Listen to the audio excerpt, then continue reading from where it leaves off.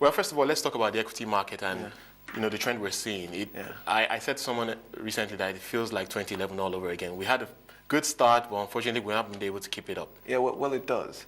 But what I think we're having here is just a bit of profit-taking in the absence of news. Right. Really, the sense I get is that if you look at what's been sort of driving the market in the last couple of days, it's sell-offs in some of the larger capitalized stocks which have had a very good run. The likes of First Bank, the likes of Nigerian breweries, which have done very well over the last month or so. But you're also seeing that there are pockets of the market which are starting to see some more activity and are doing slightly better. You're looking at the mid-tier banks, the Fidelities, the Diamond banks, which did well today. You had a UBA, which is somewhere in between the large cap, which is rebounding after quite a bit of a decline. So I think there's still spots in this market, bright spots in the market, but investors are just taking some of that money off the table in the absence of news.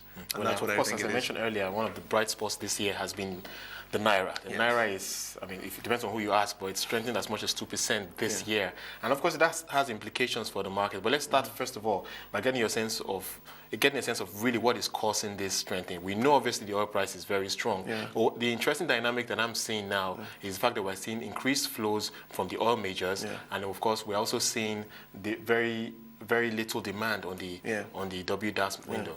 Yeah, I think there's a combination of factors which are driving the market. As you rightly said, we're seeing lower demand on the WDAS. I think that's really a result of some of the constraints that have been put in by the CBN in terms of restrictions on the participants in that market.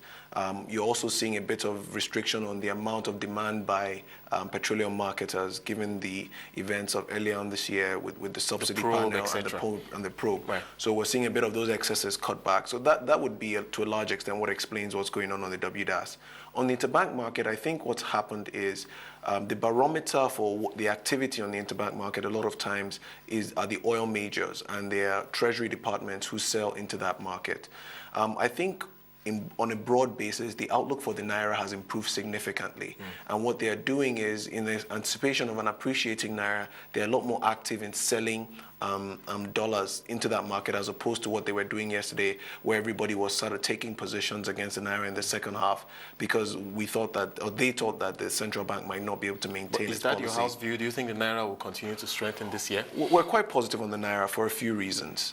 First of all, you've seen lower demand in the WDAS, and we think that trend is likely to continue, even though we think the levels it's at right now might be a bit generous. We think you're going to see something of a rebound in demand. But all said, oil prices have strengthened, and we're getting increased production, likely in the second quarter of this year, when Total comes on board with about 200,000 barrels per day.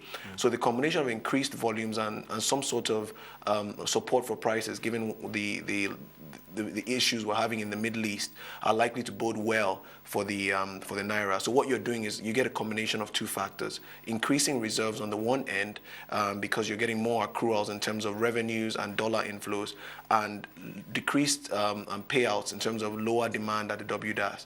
And as we've said repeatedly, what determines the central bank's ability to maintain the naira's band is ultimately the amount of reserves they have. And we've seen reserves up 5.6% already this year, and the outlook is quite positive.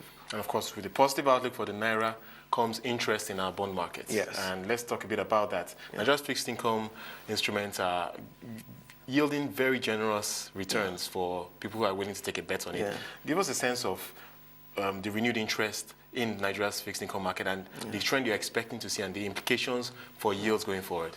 Well, it's quite interesting because we watched the OMO auctions and the Treasury bill auctions, which we've had over the last week or so, and we've seen increased interest by foreign investors.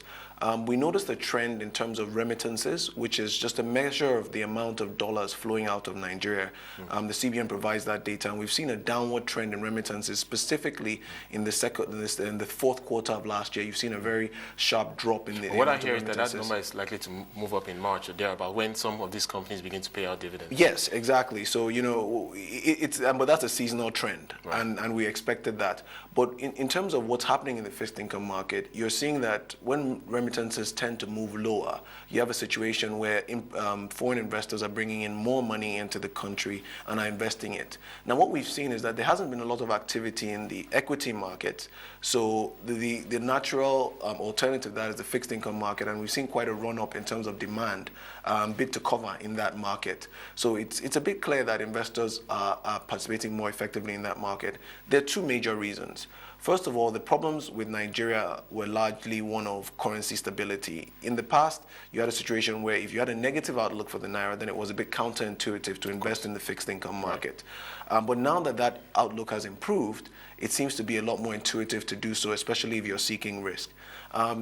Just as sort of a precursor to what's happening in Nigeria, if you look at the South African fixed income and money markets, we've seen a bit of the same effect in that market. We've seen a run up in the currency, and then we've seen something of a correction in the currency, and we've seen a lot more interest in their bond market in the last month or so. The other thing you're going to see is that the spread between the Nigerian sort of the differential between Nigerian fixed income and money market yields and some of the other emerging markets is quite attractive, and that's another reason why those investors are coming in, because the central bank has made it that and has kept it that high. All right, let's move on to policies on central bank and what they're likely to do with the uptick in inflation. 12.6% is the number that came out for January. Your thoughts on how they are likely to react to that?